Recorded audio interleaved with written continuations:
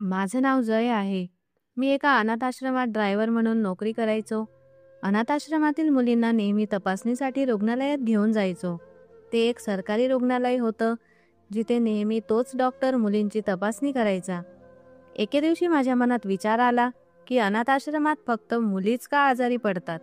एखादा मुलगा कधीच आजारी का पडत नाही? एके दिवशी मी मुलींना घेऊन परतत असताना अचानक माझी नजर गाडीच्या सीटवर गेली. तिथे रक्ताचे डाग होते. हे पाहून माझं हृदय धडधडलं. हे सगळं पाहून मला जबरदस्त धक्का बसला. नक्कीच काहीतरी घोटाळा होता आणि काय प्रकरण आहे हे जाणून घ्यायचं होतं. त्या रात्री मी शांतपणे पोलीस ठाण्यात गेलो आणि सगळी गोष्ट पोलिसांना सांगितली. दुसऱ्या दिवशीच मला कळालं की तो डॉक्टर त्या सगळ्या मुलींचा गैरफायदा घेत होता. उठा, सूर्य उगवलाय. बायकोच्या आवाजावर मी घाबरून डोळे उघडले. घड्याळाकडे नजर टाकली तर 8 वाजले होते. मला 8:30 पर्यंत गाडी घेऊन अनाथाश्रमात पोचायचं होतं. मी पटकन उठलो आणि बाथरूमकडे गेलो. आंघोळ करून बाहेर आलो तर बायकोने मला नाश्ता दिला. त्याचवेळी माझ्या दोन्ही मुली माझ्या जवळ आल्या. पप्पा पप्पा, आज लवकर घरी या ना. आम्हाला तुमच्यासोबत जेवायचं आहे. तुम्ही नेहमी उशिरा घरी येता. आम्ही वाट पाहत झोपून जातो, पण आज आम्हाला तुमच्यासोबतच जेवायचं आहे. माझ्या मोठ्या मुलीने चंचलने विनवणीच्या सुरात सांगितलं. मी तिचं डोकं कुरवाळलं आणि म्हणालो, हो ग बाळा, काळजी करू नकोस. आज शक्य तितक्या लवकर घरी येण्याचा प्रयत्न करेन.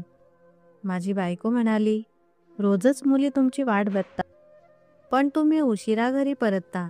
त्यामुळे त्या बऱ्याच वेळ दरवाजात उभ्या राहून तुमची वाट बघतात आणि नंतर दमून बिछाण्यावर झोपून जातात.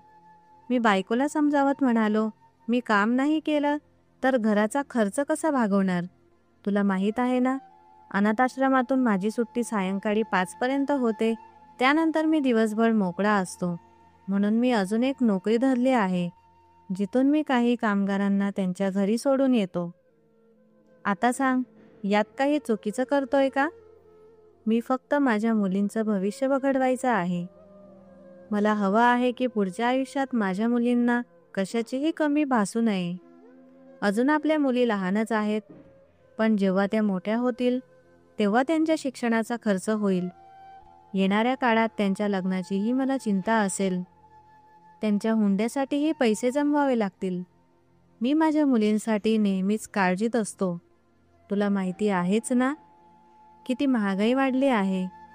या वाढत्या महागाईत मी कितीही पैसे कमावले तरी ते कमीच पडतात. मी फक्त माझ्या मुलींच्या आनंदासाठी झटतोय. त्यांना आनंदी पाहायचं आहे. त्यांच्या सगळ्या स्वप्नांची पूर्तता करायची आहे आणि त्यांच्या इच्छा पूर्ण करायच्या आहेत. यासाठी मला कितीही मेहनत घ्यावी लागली तरी मी ती घेईन. जर त्यांच्या सुखासाठी मला थोडा वेळ त्यांच्यापासून दूर राहावं लागलं तरी मी तेही करेन. पण कधीही त्यांना उदास मी पाहू शकत नाही आणि त्यांच्या भविष्याचा नाश मी होऊ देणार नाही. माझ्या बायकोनं माझ्या खांद्यावर हात ठेवला आणि म्हणाली, तुमचे विचार खूप चांगले आहेत. देव नेहमी तुम्हाला यशस्वी ठेवो. मी माझ्या मुलींना भरपूर प्रेम दिलं. त्यांना धीर दिला की आज रात्री मी लवकर घरी येईल. नाश्ता केला आणि पटकन घराच्या दारापर्यंत पोहोचलो. तेव्हाच माझ्या बायकोचा आवाज आला, अहो ऐका ना, तुमचा डबा राहिलाय. मी पटकन धावत दाराजवळ गेलो. तिच्या हातातून डबा घेतला आणि घाईघाईनं गाडीत बसलो. मला काळजी वाटत होती की शक्य तितक्या लवकर अनाथाश्रमात पोहोचावं लागेल. आधीच 8:30च्या पुढे वेळ निघून गेला होता. मी नेहमी माझी नोकरी प्रामाणिकपणे आणि मेहनतीने करायचो. कधीही कुणाला तक्रारीची संधी दिली नव्हती. आजही दिवस नेहमीसारखाच होता. माझी मुख्य नोकरी अनाथाश्रमातलीच होती, कारण मला इथे काम करत 8 वर्ष झाली होती. पण जेव्हा इथून मी मोकळा व्हायचो तेव्हा आमच्या गल्लीतील मोठ्या कारखान्यातील कामगारांना त्यांच्या घरी सोडून यायचो आणि त्यांच्याकडून काही पैसे घ्यायचो. यामुळे मला थोडा जास्त नफा मिळायचा. रोजच्यासारखाच मी अनाथाश्रमात पोहोचलो. गाडी पार्किंग एरियात पार्क केलीच होती. तेव्हाच अचानक आतून सिक्युरिटी गार्ड धावत आला आणि मला बघून म्हणाला, अरे जय, कुठे होतास रे इतक्या वेळ? किती वेळेपासून तुझी वाट बघतोय. तुला माहिती आहे ना, तुझी ड्युटी 8:30ला सुरू होते. मी त्याला सांगणारच होतो की हो, आज उशीर झाला, पण त्याआधीच तो म्हणाला, मुलींची तब्येत खूप खराब झाली आहे, लगेच त्यांना हॉस्पिटलला घेऊन जायचं आहे, लवकर कर. ड्रायव्हर मला खूपच अस्वस्थ दिसत होता. मला इथे काम करत पूर्ण 1 महिना झाला होता, कारण याआधी मी अनाथाश्रमाच्या दुसऱ्या शाखेत काम करत होतो आणि आता या शाखेत काम करत असताना फक्त मुलींनाच रुग्णालयात घेऊन जावं लागायचं. मी हे लक्षात घेतलं होतं की या अनाथाश्रमात प्रत्येक वेळी फक्त मुलीच माझ्या गाडीत बसत होत्या. मुलं कधीच आजारी पडत नाहीत का? हा विचार लगेच माझ्या मनात आला. पण मी इथला नोकर होतो. कोणालाही काही विचारू शकत नव्हतो. कुणाशी काही बोलू शकत नव्हतो. मला फक्त माझ्या नोकरीकडे लक्ष द्यायचं होतं. म्हणून मी तो विचार मनातून झटकून पटकन आत पाऊल टाकलं. आतून 2 बायका एका छोट्या मुलीला घेऊन बाहेर येत होत्या. दोघींनी तिला मांडीवर उचललं होतं. तिची अवस्था खूपच वाईट दिसत होती. ती बेशुद्धीतच आईला हाका मारत होती. क्षणभरासाठी ती मुलगी पाहून माझं हृदय धडधडलं. त्या बाईनं माझ्याकडे पाहत ओरडून म्हटलं, काय पाहतोस उगाच? किती वेळेपासून तुझी वाट पाहतोय. पटकन दार उघड. मुलीची तब्येत फारच बिघडली आहे. मी लगेच विचारलं, या मुलीला काय झालं? पण ती बाई संतापून म्हणाली, तू वेडा झाला आहेस का? एकतर आधीच उशीर करून आलास, वर आम्हालाच प्रश्न विचारतोस. हा प्रश्न विचारायचा वेळ नाहीये. पटकन दार उघड आणि मुलीला गाडीत बसव. मी गप्प बसलो. मी त्या मुलीकडे एक नजर टाकली. तिच्या नाकातून रक्त येऊ लागलं होतं. क्षणभरासाठी माझं हृदय थांबल्यासारखं झालं. मला तिची दया आली. मी लगेच गाडीचं दार उघडलं आणि त्या बाईसोबत तिला आत झोपवलं. आमच्यासोबत आणखी एक बाई गाडीत बसली, जी अनाथाश्रमात काम करायची. मी लगेच तिला म्हणालो, तुम्ही का बसताय? मी एकटाच मुलीला रुग्णालयात घेऊन जातो ना, नेहमीप्रमाणे. ती बाई म्हणाली, बडबड बंद कर आणि गाडी चालव. तू इथला ड्रायव्हर आहेस, मालक नाहीस, जो प्रश्नांवर प्रश्न विचारतो आहे. आपली हद्द ओळख, नाहीतर तुला नोकरीतून काढून टाकेन. तिचा कडक स्वभाव पाहून मला बरं वाटलं नाही. मी पुन्हा त्या मुलीकडे पाहिलं. देव जाणे का, मला काहीतरी गडबड असल्याची जाणीव होत होती. अचानक माझी नजर तिच्या मानेवर गेली. तिच्या मानेला 2 खुणा होत्या. मी मान खाली घातली आणि लगेच गाडी सुरू केली. मी गाडी वेगाने रुग्णालयाच्या दिशेने वळवली. मी नेहमीप्रमाणे गाडी रुग्णालयाच्या रस्त्यावर घेत होतो, पण अचानक मागे बसलेली ती बाई म्हणाली, गाडी रुग्णालयात नको, गाडी क्लिनिककडे घेऊन जा. डॉक्टर साहेब आज रुग्णालयात नाहीत, ते आज त्यांच्या क्लिनिकमध्ये आहेत. आमचं त्यांच्याशी बोलणं झालंय. त्यांनी सांगितलंय की मुलीला क्लिनिकमध्ये आणा. मी हलकेच मान डोलावली आणि गाडीचं वळण घेत थेट डॉक्टर साहेबांच्या क्लिनिककडे निघालो. जसं मी अनाथाश्रमाचा एकमेव ड्रायव्हर होतो, तसंच अनाथाश्रमातही फक्त एकच डॉक्टर ठेवण्यात आला होता, जो इथल्या सगळ्या मुलांचा उपचार करायचा. त्याचं नाव होतं डॉक्टर राठी. मी गाडी वेगात चालवत थेट डॉक्टर राठी यांच्या क्लिनिकपर्यंत पोहोचलो. अजून गाडी नीट पार्कही केली नव्हती, तोवर लगेच स्ट्रेचर आणण्यात आलं आणि त्या मुलाला वॉर्ड बॉयनं उचलून स्ट्रेचरवर ठेवायला सुरुवात केली. मी मात्र एका बाजूला उभा राहून हे सगळं शांतपणे पाहत होतो.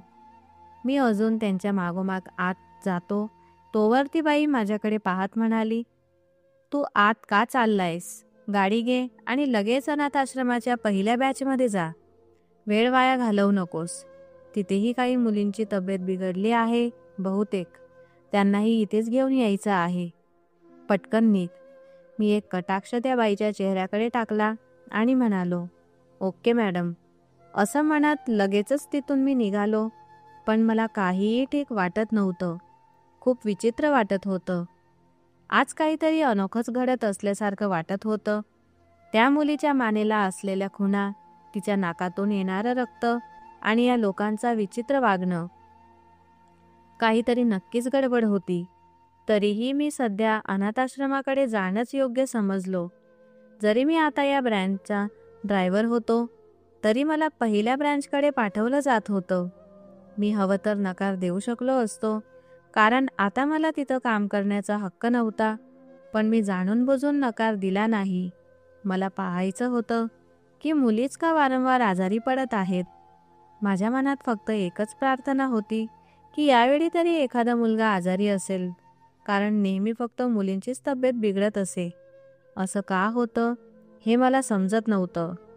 मन वारंवार काहीतरी चुकीचं घडत असल्याचा इशारा देत होतं. थोड्याच अंतराचा प्रवास करून मी अनाथाश्रमात पोहोचलो. अजून मी गाडी दाराजवळ थांबवलीच होती, तोवर अचानक मी पाहिलं की एका मुलीला आणलं जात होतं. मागचं दार उघडून तिला माझ्या गाडीत झोपवलं गेलं आणि तिच्यासोबत बसलेली बाई म्हणाली, लगेच डॉक्टर साहेबांच्या क्लिनिककडे घेऊन या मुलीची तब्येत खूपच बिघडली आहे.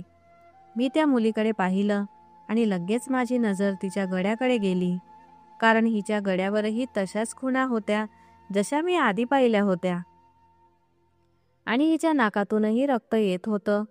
मी लगेच विचारलं, हिला काय झालंय? ती अनाथ आश्रमात काम करणारी आणखी एक बाई म्हणाली, तुला काय करायचंय? पटकन गाडी चालव, नाहीतर आत्ताच तुझी तक्रार करेन. जे काम दिलंय तेच कर, जास्त बोलण्याची गरज नाही.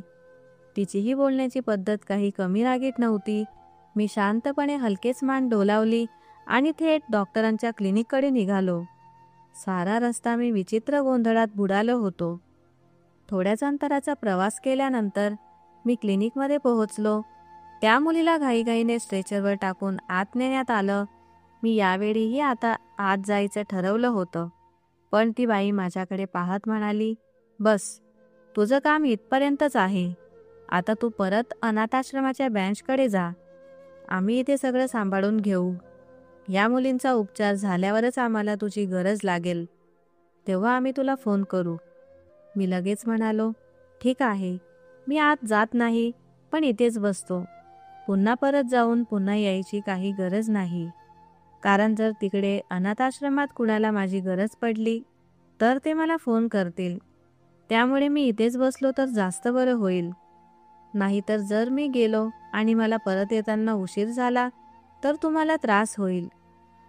ती बाई लगेच रागाने म्हणाली, जितकं सांगितलंय तितकंच कर आणि आत्ताच्या आत्ता इथून निघून जा. आम्हाला सध्या तुझी काही गरज नाही. मी तिच्याकडे एक कटाक्ष टाकला आणि गप्पच गाडी तिथून काढून थेट अनाथाश्रमाकडे निघालो. मी एक साधा ड्रायव्हर होतो, कुणाशी वाद घालू शकत नव्हतो. त्यामुळे हे लोक जे सांगतील तेच करायचं होतं, कारण मी माझी नोकरी गमावू इच्छित नव्हतो. पण काहीतरी होतं जे माझ्या नजरेआड होत होतं. 2 मुली, दोन्ही वेगवेगळ्या शाखेतल्या होत्या, तरीही दोघींना एकसारखाच त्रास होत होता. ही एक आश्चर्यकारक आणि अतिशय विचित्र गोष्ट होती. आपला प्रवास पूर्ण करून मी अनाथाश्रमात आलो.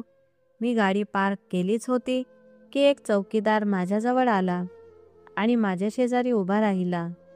तो हळू आवाजात बोलत विचारू लागला, रीनाची तब्येत कशी आहे? मी त्याच्याकडे पाहिलं आणि विचारलं, तुम्ही या मुलीला ओळखता का? तो काही क्षण शांत राहिला आणि मग हलकेच मान डोलावत म्हणाला, हो, मी तिला नेहमी काहीतरी खाऊ देतो. तू सांग, ती मुलगी ठीक आहे ना? मी नकारार्थी मान डोलावली आणि म्हणालो, भाऊ, मला काही माहीत नाही. मीही तिची अवस्था पाहून हादरलो होतो. त्यांना तिथं सोडलं आणि काही वेळ थांबलो.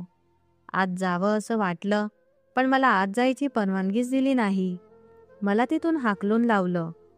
फक्त एवढंच करू शकतोस की वरच्या देवाला प्रार्थना कर की त्या मुली लवकर बऱ्या व्हाव्यात.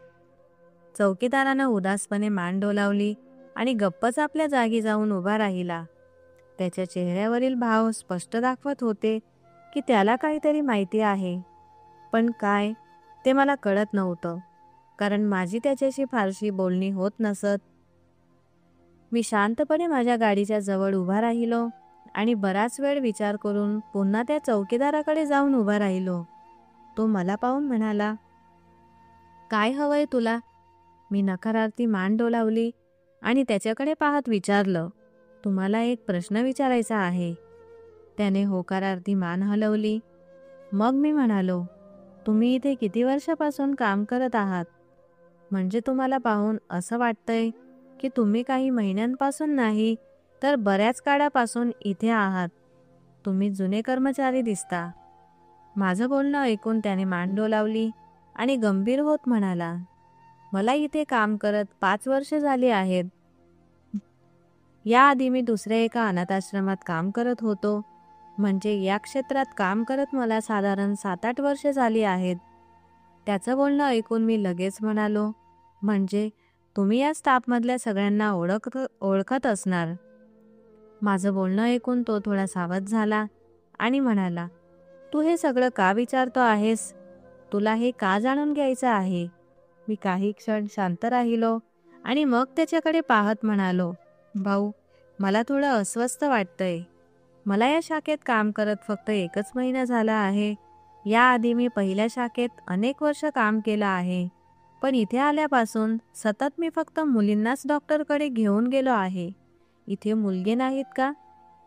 जरी मी त्यांना पाहिलं आहे तरी ते आजारी पडत नाहीत का? त्यांना डॉक्टरांकडे नेण्याची गरज लागत नाही का? तेव्हा चौकीदार म्हणाला, फाजील गोष्टींचा विचार करू नकोस. तुझ्यासाठी त्रास निर्माण होईल. जे काही चाललंय ते शांतपणे बघत राहा. आपलं लक्ष आपल्या नोकरीकडे ठेव. ही नोकरी तुला खूप मेहनतीने मिळाली आहे. त्यामुळे नोकरी गमावू नकोस. कारण याआधीही तू पहिल्या शाखेत काम केलं आहेस. तिथे तू प्रामाणिकपणे काम केलं आहेस. पण याआधी परिस्थिती काही वेगळी होती. आता गोष्टी बदलल्या आहेत. जर जास्त चौकशी केलीस तर तुझी नोकरीही जाऊ शकते. मी पटकन म्हणालो, अरे नाही नाही, मी हे विचारल्यामुळे माझ्या नोकरीला काय होणार आहे? तेव्हा तो घाबरून म्हणाला, तुझी नोकरी हातातून निसतेल. म्हणूनच बरं होईल की तू आपलं तोंड बंद ठेव आणि शांतपणे आपलं काम करत राहा. इतर कशाकडेही लक्ष देऊ नकोस. तुझं काम फक्त गाडी चालवणं आहे. मुली डॉक्टरकडे जातात की मुलगे याचा तुझ्याशी काहीही संबंध नाही. पण हो, मला रीनाबद्दल नक्की सांग की ती बिचारी मुलगी बरी आहे की नाही? चौकीदाराचं बोलणं मला खूप विचित्र वाटलं. त्याच्या वागण्यातून स्पष्ट दिसत होतं की काहीतरी गडबड आहे आणि कदाचित ती मोठी गडबड मला अजून माहीत नव्हती. मी शांतपणे माझ्या गाडीच्या जवळ जाऊन उभा राहिलो आणि क्लिनिकमधून फोन कधी येतोय याची वाट पाहू लागलो, जेणेकरून मला गाडी घेऊन तिथे जाऊन त्या लोकांना पुन्हा अनाथ आश्रमात आणता येईल आणि त्या मुलीच्या तब्येतीबद्दलही मला काहीतरी कळेल. मी तिथे इकडे तिकडे फिरत होतो. तेवढ्यात अचानक माझा मोबाईल वाजला. त्या बाईचा फोन आला होता आणि मला तातडीने क्लिनिकवर बोलावलं जात होतं. म्हणजेच मुली आता बऱ्या झाल्या होत्या. मी गाडी जोरात चालवत क्लिनिकमध्ये पोहोचलो. पण तिथे गेल्यावर समजलं की रीना नावाच्या मुलीचा मृत्यू झाला आहे. हे ऐकून माझे तर अक्षरशः होशच उडाले. माझ्या डोळ्यात पाणी आलं. ती मुलगी साधारणपणे 12 वर्षांची होती आणि बिचारी एवढ्या लहान वयात वरच्या देवाला प्रिय झाली. दुसरी मुलगी मात्र आता बरी होती. मला सांगण्यात आलं की त्या दुसऱ्या मुलीला मला पहिल्या ब्रँचमध्ये सोडून यायचं आहे. तिथली एक नर्स गाडीत बसली. माझं मन खूप विचलित झालं. त्या चौकीदाराने किती आशेने आणि अपेक्षेने मला सांगितलं होतं की मी त्याला कळवावं की ती मुलगी बरी आहे का नाही. त्याने सांगितलं होतं की तो तिला खूप चांगलं ओळखतो आणि तिच्यासाठी नेहमी वस्तू आणतो. हे सगळं आठवून माझं मन खूप खट्टू झालं. म्हणायला रीना नावाच्या मुलीशी माझा काहीही खोल संबंध नव्हता, पण एक बेचैनी मात्र मनात घर करून बसली होती. काही वेळ गाडी चालवून मी त्या नर्सकडे पाहिलं. मनात विचार करत होतो की तिला काही विचारावं का नाही. शेवटी देवाचं नाव घेत धाडस करून मी विचारलं, मॅडम, रीनाचं निधन झालं का? मी तसं ऐकलं आहे. तिने चेहऱ्यावर कुठलाही भाव न आणता फक्त म्हणाली, हो, आणि मग गप्प बसली. मी म्हणालो, अच्छा, पण शेवटी तिला झालं तरी काय होतं? अजून एक प्रश्न विचारणारच होतो. तोच ती अचानक म्हणाली, बहुतेक तुझी तक्रार हेड ऑफिसमध्ये करावी लागेल, कारण तू अजूनही तुझ्या वागण्यात बदल करत नाहीयेस. खूप प्रश्न विचारतो आहेस.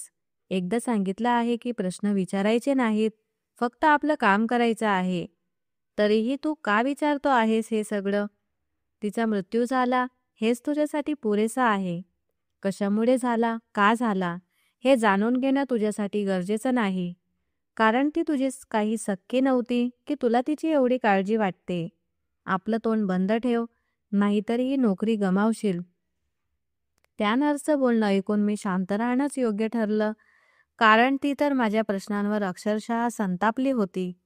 गाडीच्या आरशातून माझी नजर त्या मुलीकडे गेली. तिच्या गळ्यावर आता पट्टी बांधलेली होती. ती मुलगी खूप वाईट अवस्थेत दिसत होती. झोपेत होती, पण अधूनमधून डोळे उघडत होती. बहुतेक अजूनही अर्धबेशुद्ध होती. थोडा प्रवास केल्यानंतर मी त्यांना अनाथाश्रमात सोडून दिलं. अजून मी तिथून निघणार होतो, तोच मला हेड ऑफिसकडून फोन आला. मी फोन उचलला तर सांगितलं गेलं की लगेच ऑफिसमध्ये येऊन रिपोर्ट कर. मी थोडा चकित झालो. पूर्ण महिन्यानंतर मला हेड ऑफिसमध्ये बोलावलं जात होतं. क्षणभरासाठी माझं मन घाबरून गेलं. आज माझ्या प्रश्नांमुळे माझी नोकरी धोक्यात आली होती. जरी मी काही मोठी चूक केलेली नव्हती, तरीही असा विचार डोक्यात येताच माझ्या अंगावर काटा आला. मी तातडीने हेड ऑफिससाठी निघालो. प्रवास संपवून जेव्हा मी हेड ऑफिसमध्ये पोहोचलो, तेव्हा समोरच एक ऑफिसर बसलेला होता, जो दिसायला खूपच रुबाबदार वाटत होता. मी त्याला नमस्कार केला, तर तो मला पाहत म्हणाला, "अच्छा, तर तूच तो नवीन ड्रायव्हर जय? तुझंच नाव आहे ना?"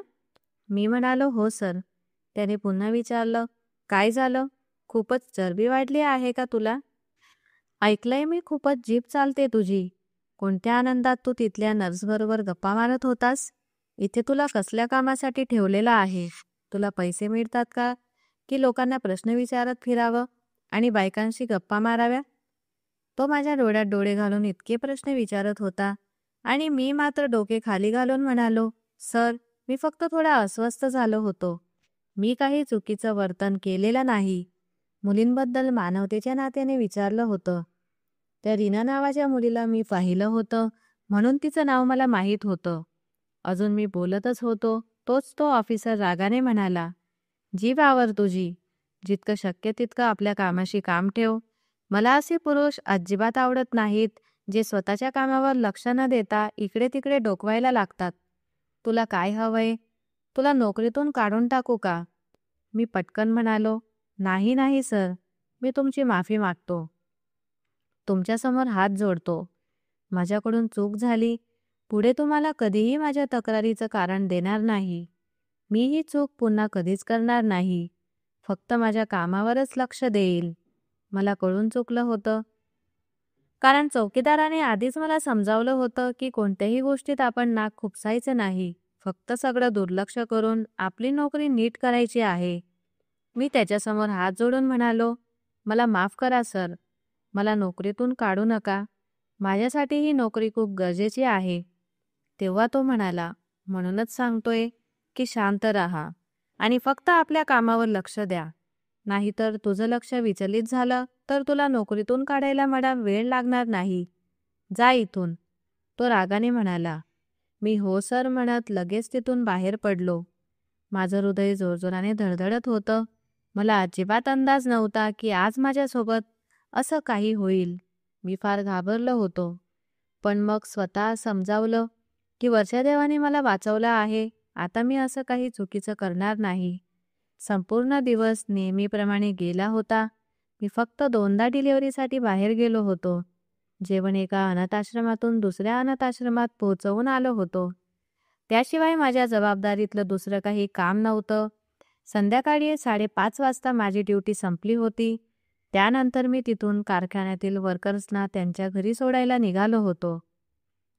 आणि मग जवळपास रात्री 9 वाजता मी घरी पोहोचलो होतो.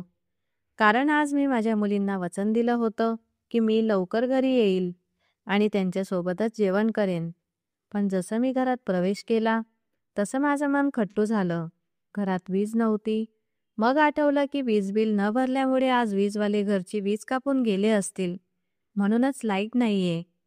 याआधी पूर्ण 3 महिने मी बसूनच काढले होते, कारण 3 महिन्यांपूर्वी माझ्याकडे काहीच काम नव्हतं. मला ड्रायव्हरचं काम करणं अजिबात आवडत नव्हतं.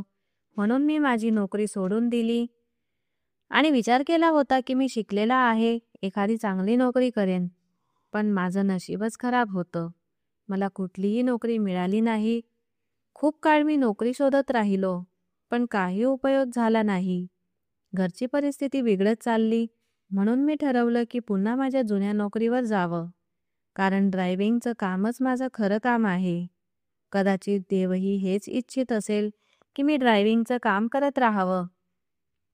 पण जेव्हा मी अनाथाश्रमात नोकरीसाठी पुन्हा गेलो, तेव्हा कळलं की त्यांनी आधीच दुसरा ड्रायव्हर ठेवला आहे. म्हणून मला तिथल्या दुसऱ्या शाखेत काम मिळू शकतं, जी नुकतीच 2 वर्षांपूर्वी उघडली होती. जेव्हा मी तिथे गेलो, तेव्हा मला लगेच नोकरी मिळाली. पण इथे काम सुरू करून मला अजून 1 महिनासुद्धा पूर्ण झाला नव्हता, त्यामुळे माझ्या हातात पैसे नव्हते.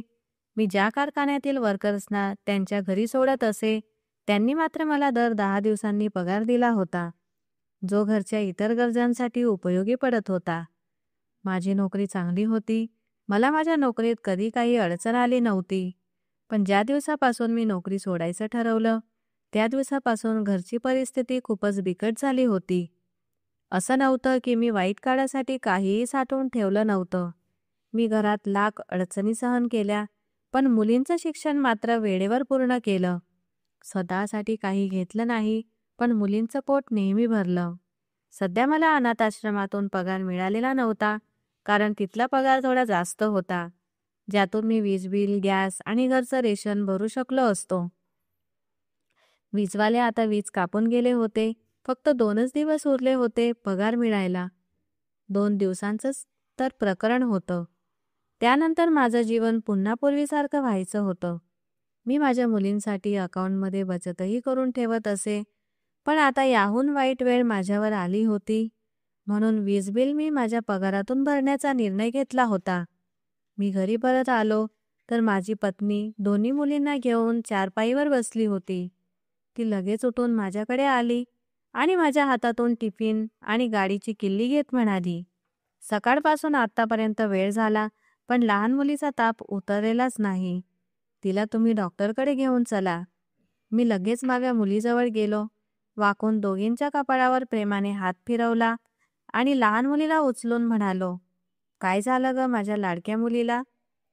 "माझ्या मुलीला ताप आलाय." माझी लहान मुलगी गळ्यात हात घालून म्हणाली, "हो पप्पा, मला ताप आलाय आणि खोकलाही येतोय." तिचा तो गोडसा आवाज माझं हृदय पिळवटून टाकत होता. मी तिला लगेच उचलून उभा राहिलो. पत्नी म्हणाली, "आधी तुम्ही काहीतरी खा, मग तिला औषधं घेऊन या." ती स्वयंपाक गरम करायला जाणार होती, पण मी डोकं हलवून म्हणालो, "नाही, तू जेवण देऊ नकोस. आधी मी हिला औषध घेऊन येतो. दे गाडीची चावी." तिने पटकन चावी दिली. मी घाईघाईने गाडी काढली आणि ते डॉक्टरकडे निघालो. मुलीची तब्येत पाहून मला फार वाईट वाटत होतं. मी नेहमीच माझ्या दोन्ही मुलींसाठी खूप काळजी करतो. त्यांना काही झालेलं मला कधीही सहन होत नाही. आज माझ्या खिशात फारसे पैसेही नव्हते. आम्हाला अनाथाश्रमाकडून एक कार्ड मिळालं होतं, ज्यामुळे आश्रमाच्या डॉक्टरकडे आम्ही मोफत उपचार घेऊ शकत होतो. पण माझं मन त्या डॉक्टरवर बिलकुलही शांत नव्हतं, कारण प्रत्येक दुसऱ्या-तिसऱ्या दिवशी मुली आजारी पडायच्या आणि आम्हाला त्यांच्याकडेच जावं लागायचं. आजही मी लहान मुलीला घेऊन तिथेच जात होतो, म्हणून मला थोडी अस्वस्थता वाटत होती, पण पैसे नसल्यामुळे मला तिथेच जावं लागत होतं. बराच प्रवास करून मी शेवटी डॉक्टरच्या क्लिनिकमध्ये पोहोचलो.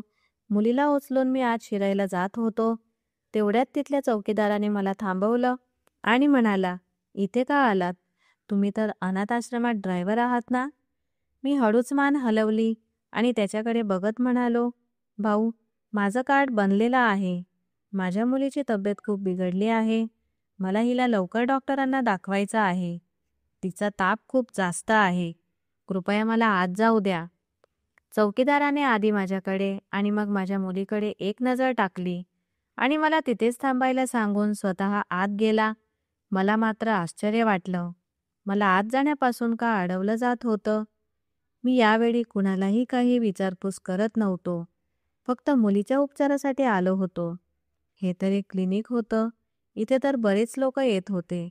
पण मला का थांबवलं गेलं? मी गोंधळून उभा राहिलो. तेवढ्यात काही वेळाने तो चौकीदार बाहेर आला आणि म्हणाला, "20 मिनिटं बाहेरच गाडीत थांबा. त्यानंतर तुम्हाला आत बोलावलं जाईल." जरी मी लगेच सांगितले होते की माझ्या मुलीची तब्येत खराब आहे, ती पूर्णपणे अस्वस्थ होत होती. तुम्ही 20 मिनिटे थांबण्यास सांगत आहात. जर तिची तब्येत आणखीच बिघडली तर मी काय करणार? कृपया मला लवकरात लवकर आत जाऊ द्या." माझी गोष्ट ऐकून तो चौकीदार म्हणाला की इथे उपचार करायचे असतील तर 20 मिनिटं थांबावं लागेल, नाहीतर इथून कुठेही जाऊ शकता तुमच्या मुलीसह. मी चौकीदाराकडे काटकसरपणे पाहिले आणि बंधनकारकपणे तिथेच थांबलो. जर यावेळी माझ्या खिशात पैसे असते तर मी नक्कीच इथून कुठेही जाऊ शकलो असतो. अशा क्रूर लोकांबरोबर मी एकदम राहणार नाही. थोड्याच वेळाने मला आत बोलावले गेले. मी आत प्रवेश केला तेव्हा रोजप्रमाणे मला रिसेप्शनवर थांबवले गेले. तिथेच माझ्या मुलीच्या नावाचा केस पेपर वगैरे तयार केला गेला होता आणि 5 मिनिटांनी डॉक्टरने मला आत बोलावले. डॉक्टरला पाहून मी एका क्षणासाठी स्तब्ध झालो, कारण त्या डॉक्टरचे वय साधारण 30 ते 35 वर्ष असेल असे वाटले. दिसायला तो खूप तरुण होता. त्याने मला विचारलं, "सांगा, काय समस्या आहे तुमच्या मुलीला? काय झाले आहे?" जरी मी हळूच आता माझ्या मुलीची परिस्थिती त्या डॉक्टरला सांगत होतो, त्याने तपासणी केली आणि औषधं लिहिताना म्हणाला की हे औषध नक्कीच वेळेवर द्यायचे आणि पुन्हा येण्याची गरज नाही. जर तिचा ताप उतरला नाही तर मी स्वतः तुला दुसरा डॉक्टर सुचवेन. समजलं का? जरी मी म्हणालो, "पण सर, मी कार्डवर आहे. माझ्याकडे इतके पैसे नाहीत की मी दुसऱ्याकडून मुलीचा उपचार करू शकेन." तो लगेच म्हणाला, "हो हो, मला माहीत आहे. तुम्ही कार्डवर आहात. मग मी तुला दुसऱ्या डॉक्टरकडे पाठवेन आणि तुला त्यांना 1 रुपयासुद्धा द्यावा लागणार नाही. ही रिसीट घे आणि रिसेप्शनवर जाऊन औषधं घे." मी हो सर म्हणत लगेच उभा राहिलो आणि बाहेर निघालो. दरवाजाजवळ पोहोचताच मी त्या माणसाकडे एक नजर टाकली. काही कारणास्तव मला हा माणूस काहीसा बिघडलेला वाटला. त्याच्या डोळ्यात काहीतरी असे होते जे मला खूप गोंधळात टाकले होते. औषधे वगैरे घेऊन जेव्हा मी घरी पोहोचलो, ती संपूर्ण रात्र मी या गोंधळातच घालवली की इतका तरुण डॉक्टर, तोही अनाथाश्रमाचा. जरी तिथल्या सर्व स्टाफ मेंबरांचे वय जास्त होते आणि आधीच्या शाखेतील डॉक्टरही वृद्ध होते. ते नोकरीवरून निवृत्त झाले होते. त्यानंतर दोन्ही शाखातील मुलांचे उपचार हा डॉक्टर करत होता. सर्वांचे वय जास्त होते, तर हा डॉक्टर इतक्या कमी वयाचा का होता? त्याला नवीन नेमणूक केली होती का? एका क्षणासाठी मला वाटले की मी चौकीदाराकडून थोडी माहिती घ्यावी, पण मी गप्प राहिलो, कारण माझी तक्रार हेड ऑफिसपर्यंत पोहोचली होती. हा चौकीदारच माझी तक्रार करत असेल, हा विचार मनात आला तेव्हा मी त्याला काहीही विचारले नाही. दुसऱ्या दिवशी मी अनाथाश्रमात पोहोचलो तेव्हा थोडाच वेळ झाला होता. तेव्हा आतून 2 मुलींना बाहेर आणले गेले आणि त्या दोघीही मुलीच होत्या. मला तात्काळ गाडी सुरू करण्यास सांगितले गेले. मी त्या दोन्ही मुलींवर एक नजर टाकली आणि शांतपणे गाडी सुरू करून थेट डॉक्टरकडे निघालो. मला आजही क्लिनिकवरच जायला सांगितले होते. त्यांना एका महिन्यात फक्त 2 वेळाच रुग्णालयात नेले होते. बाकी वेळा मला नेहमी क्लिनिकवरच पाठवले जात होते. त्या दोन्ही मुली खूपच अस्वस्थ होत्या. मी त्यांच्या गळ्यावरच्या खुणा लगेच पाहिल्या. त्या दोघींच्या गळ्यावरही कालच्या मुलींसारख्याच खुणा होत्या. कदाचित आता मी नीट लक्ष देऊ लागलो होतो, म्हणून मला हे सगळं जाणवत होतं. प्रवास संपल्यानंतर मी त्यांना क्लिनिकवर सोडलं आणि शांतपणे तिथून निघून आलो. जवळजवळ 2 तासांनी मला पुन्हा क्लिनिकवर बोलावले गेले. यावेळी मी कुणालाही काही प्रश्न विचारले नाहीत. त्या दोन्ही मुलींमध्ये फक्त एकच मुलगी वाचली होती आणि आधीसारखी पुन्हा एक मुलगी मरण पावली होती. माझे हृदय धक्क्याने थांबले, कारण जेव्हा मी त्या मुलींना क्लिनिकवर घेऊन गेलो होतो तेव्हा त्या दोघीही शुद्धीवर होत्या. हो, अस्वस्थ नक्कीच होत्या, पण शुद्धीवर होत्या. मला येथे काम करत आणखी 15 दिवस झाले होते. आता मला माझा पगारही मिळाला होता. मी घरचं वीज बिल भरून टाकलं होतं. माझ्या मुलीच्या तब्येतीत थोडा सुधार झाला होता आणि घरात थोडेसे राशनही भरले होते. पण माझे मन अजूनही निर्धास्त नव्हते. रोज नवीन मुली आणि त्यापैकी काहींना वाचवणे मला खूप त्रास देत होते. इतक्या मुलींचा मृत्यू होणे काहीतरी गडबड असल्याचेच सूचित करत होते. मग या मुली आजारी का पडत होत्या? का त्यांना डॉक्टरकडे नेले जात होते? काही मुली वाचत होत्या, तर काहींचा मृत्यू होत होता. काहीतरी नक्कीच चुकत होते. या लोकांनी गळ्यावरच्या खुणा, नाकातून रक्त येणे, कधी तोंडातून रक्त येणे, कधी-कधी हातपाय वाकडे होणे, हे सगळे का लपवले होते? हे लोक शेवटी मुलींबरोबर करत काय होते? एका मुलालाही या महिन्यात आणि 15 दिवसात माझ्यासोबत रुग्णालयात पाठवले नव्हते. माझ्याशिवाय अनाथाश्रमाचा दुसरा कोणताही ड्रायव्हर नव्हता. इथे आल्यापासून मला काहीही चांगलं वाटत नव्हतं. घरची परिस्थिती मात्र पहिल्या पगारानंतर बदलू लागली होती. माझ्या मुली खूप आनंदी होत्या. आणखी ज्या गरजेच्या गोष्टी होत्या त्या हळूहळू पूर्ण होत होत्या. पण माझे मन निर्धास्त नव्हते.